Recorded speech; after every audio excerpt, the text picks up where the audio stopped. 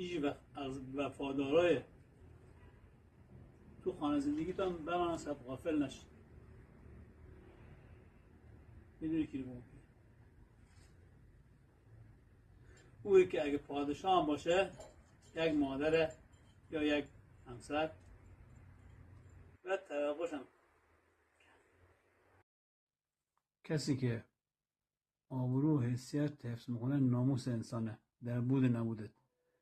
من کوتاه زیاد که من همیشه قدرشون هست.